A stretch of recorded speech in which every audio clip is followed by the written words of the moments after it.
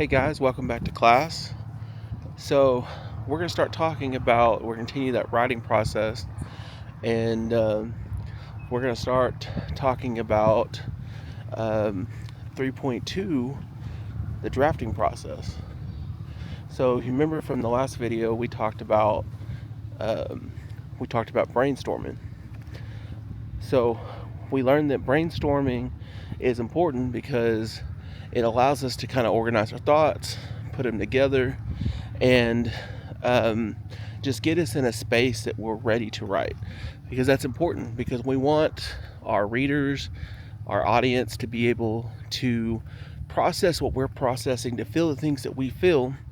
And so to do that, it's important for us to be organized. So we start the drafting process.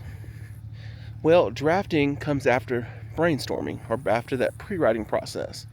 So one thing we got to think about is, how do we take all this stuff that we did for our pre-writing and transition to the drafting process?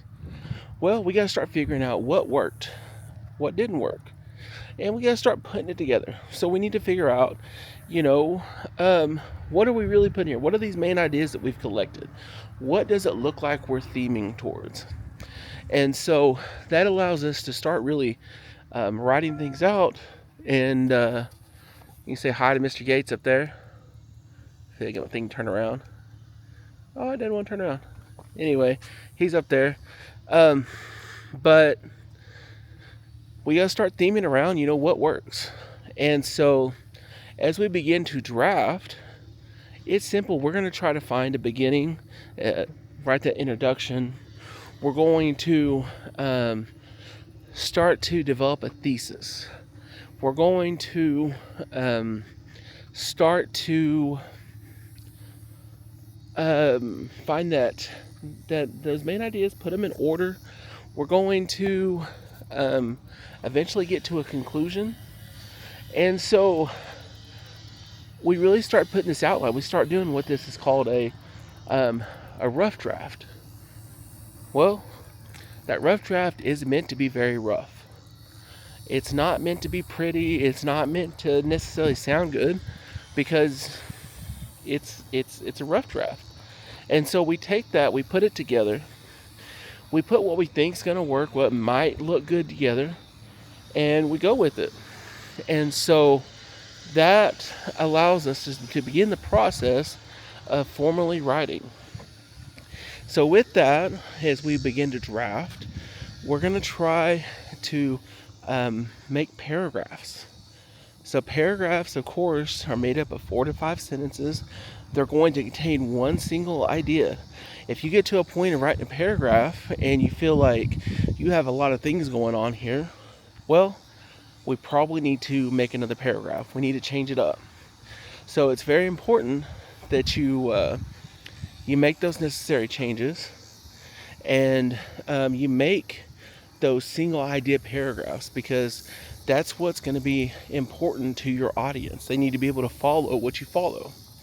At the same time, your paragraphs should all connect back to that thesis statement.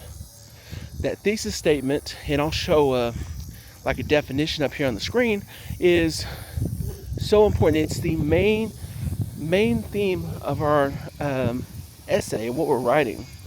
And that thesis, I like to think about it as it being like a roadmap for our writing.